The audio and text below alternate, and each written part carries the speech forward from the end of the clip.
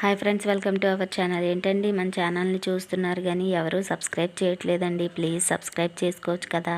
పూర్వం కృతయుగంలో దేవతలు రాక్షసులు కలిసి అమృతం కోసం క్షీరసాగర మదనం చేసే సమయంలో అమృతానికి ముందు అగ్నిజ్వాలలు కక్కుతూ కాలకూట విషయం పుట్టుకొచ్చిందని మనందరికీ తెలిసిన విషయం.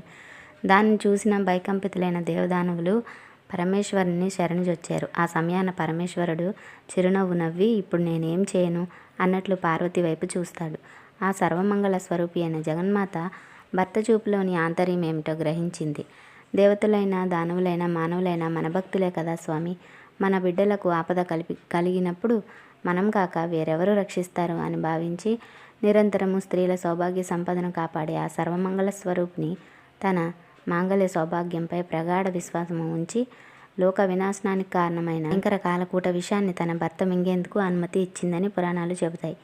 అట్టి కరుణామూర్తి పార్వతీదేవి, అట్టి సర్వమంగళ స్వరూపి అయిన భవానీమాతను కొత్తగా పెళ్ళైన స్త్రీలు శ్రావణ మాసంలో తొలి మంగళవారంతో మంగళగౌరి వ్రతాన్ని విధిగా ప్రారంభించి 5 సంవత్సరాలు దీక్షగా ఆచరించాలి. అలా వ్రతాన్ని చేపట్టిన స్త్రీలపై ఆ సర్వమంగళ స్వరూపి అయిన శ్రీ మంగళగౌరి కటాక్ష వైధవ్య బాధలు లేకుండా వారి జీవితాంతము సర్వ సౌఖ్యములతో గడుపుతారని చెబుతారు. పార్వతీదేవికి మరొక పేరు మంగళగౌరి. శ్రావణ మాసంలో వచ్చే 4 మంగళవారాలు మంగళగౌరి అయిన పార్వతీదేవిని పూజించాలి. మంగళగౌరి ఎక్కడ ఉంటుందో తెలుసా? పసుపు, కుంకుమ, పూలు, సుగంధాది మంగళ ద్రవ్యాల్లోనూ ఆవు నేతితో ప్రకాశించే జ్యోతులలోనూ కొలువై ఉంటుంది. చాలా కాలం క్రితము జయపాలుడనే రాజు మహిష్మతి నగరాన్ని పాలించేవాడు. భోగభాగ్యాలు ఎన్ని ఉంటేనే ఆయనకి సంతానం కలగలేదు. ఆ దంపతులకు అదే చాలా దిగులు. ఎన్ని నోములు నోచినా, ఎన్ని దానాలు చేసినా ఫలితము శూన్యము. చివరకు పరమేశ్వరునికి ఆ మహారాజు దంపతులపై కరుణ కలిగింది. ఆ పరమేశ్వరుడు ఓ సన్యాసి రూపంలో జయపాలుని నగరానికి వచ్చి అంతఃపురము బయట ద్వారం వద్ద నిలబడి భవతి భిక్షాందేహి అనేసి అక్కడి నుంచి వెళ్ళిపోయేవాడు. జయపాలుని భార్య పల్లెంలో పళ్ళు పలహారాలు సమకూర్చుకుని భిక్ష వేసేందుకు వచ్చే లోపలే ఆ సన్యాసి వెళ్ళిపోయేవాడు. ఇలా 3 రోజులు జరిగింది. జరిగినదంతా భర్తకు వివరించింది. రేపు ఆ సన్యాసి వచ్చే ముందే నీవు సిద్ధంగా ఉండమని భార్యతో చెప్పాడా రాజు. మరుసటి రోజు సన్యాసి రావడం మహారాణి బంగారు పళ్ళెంతో సహా భిక్ష వేయబోయింది. ఆ సన్యాసి ఆ భిక్షను స్వీకరించక, సంతానం లేని నీ చేతి భిక్ష నేను స్వీకరించనని పలికేసరికి, అయితే మహాత్మా సంతానం కలిగే మార్గాన్ని ఉపదేశించండి అని వేడుకోగా, ఆ సన్యాసి రూపంలో ఉన్న ఆ ఈశ్వరుడు, అమ్మా నేను చెప్పబోయేది నీ భర్తకు తెలియచేయి. నీలం రంగు వస్త్రాలను ధరించి నీలం రంగు అశ్వాన్ని అధిరోహించి ఒంటరిగా నీ భర్తను నగరం తూర్పు దిక్కుకు వెళ్ళమనేను.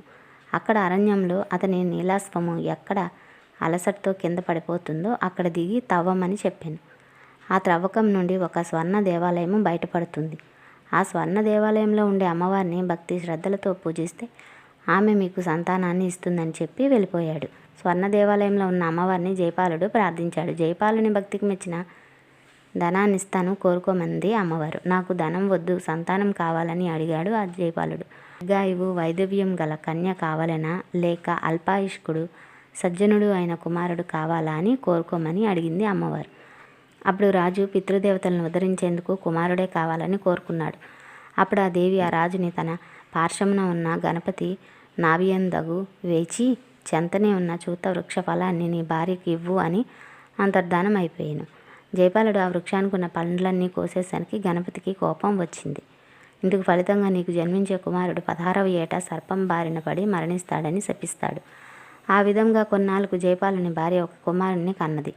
ఆ కుర్రవాడికి వయసు వచ్చింది. వివాహం జరిగితే కుమారుడికి ఆయుష్ పెరుగుతుందేమోనని భావించి కుమారుడికి వివాహం చేద్దామని భర్తతో అన్నది. కాశీ విశ్వేశ్వరుని దర్శించి వచ్చాక వివాహం చేద్దామని చెప్పి తన కుమారుడిని తన మేనమామతో కాశీకి పంపించారు. త్రోవలో వారు ప్రతిష్టానాపురము చేరారు. అక్కడ వారిద్దరూ ఒక సత్రంలోకి ప్రవేశించారు. అక్కడ కొందరు కన్యలు ఆడుకుంటూ ఉన్నారు. వారిలో సుశీల అనే కన్య మరొక కన్యతో గొడవపడగా ఆ కన్య సుశీలను మొండా రండా అంటూ కోపంతో దుర్భాషలాడింది. అప్పుడు సుశీల, మా అమ్మగారు మంగళవ్రతము చేస్తుంది కాబట్టి మా కుటుంబంలో ఎవరూ మొండలు రండలు ఉండరు అంది కోపంతో. జయపాలుని కుమారుడు శివుడు, అతని మేనమామ ఇదంతా జరిగేటప్పుడు అక్కడే ఉన్నారు. అతని మేనల్లుడు అల్పాయుష్కుడు అన్న సంగతి అతనికి తెలుసు. మా ఇంట్లో ముండలు రండలు ఎవరూ ఉండరు, మా అమ్మ శ్రావణ మంగళగౌరి వ్రతం చేస్తూ ఉంటుంది అన్న సుశీల మాట వినేసరికి శివుడు మేనమామకు ఒక ఆలోచన వస్తుంది. సుశీలను శివుడికిచ్చి వివాహం జరిపిస్తే అతనికి తప్పకుండా మంగళగౌరీదేవి అనుగ్రహం లభించి పూర్ణ ఆయుష్కుడు అవుతాడని భావిస్తాడు. మేనల్లుడు శివునితో సహా శివుని మేనమామ ధ్యానంలో ఉన్న సుశీల తల్లిదండ్రుల వద్దకు చేరి శివుడనే బాలుడు నీ కూతురుకు తగిన భర్త అని దేవుని వాక్యంగా వారిని నమ్మిస్తాడు. సుశీల శివుళ్లకు వివాహం జరిగిపోతూ ఉంది. పెళ్ళైన కొత్త దంపతులు రాత్రి బ్రహ్మచర్య వ్రతాన్ని పాటిస్తారు. మంగళగౌరీదేవి ముత్తైదువు రూపంలో సుశీలకు కలలో కనపడి నీ భర్త అల్పాయుష్కుడు, ఈ రాత్రితో అతని ఆయువు చెల్లింది, ఈ దోషం నాకు మార్గం చెబుతాను విను అని ఈ విధంగా చెప్పింది. కొద్దిసేపట్లో ఒక కృష్ణ సర్పము నీ భర్తను కరవటానికి వస్తుంది. వెంటనే నీవు నిండా పాలు ఉన్న ఆ కుండను దాని ముందు ఉంచు. అప్పుడు పాము ఆ కుండలోకి ప్రవేశించాక వస్త్రంతో ఆ కుండ మూతిని గట్టిగా కట్టి ఉదయాన్నే దాన్ని నీ తల్లికి వాయనమివ్వు. దాంతో నీ భర్తకు ఉన్న గండము తప్పిపోతుందని అని అంతర్ధానం అవుతుంది.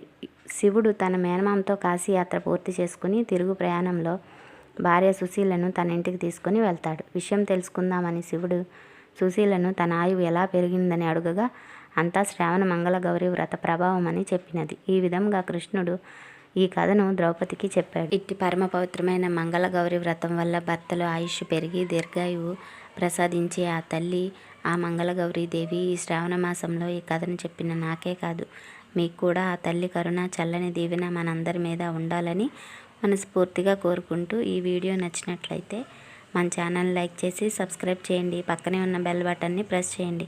ఇలా చేయటం వల్ల నేను పెట్టిన ప్రతి వీడియో మీ వరకు చేరుతుంది. Thanks for watching.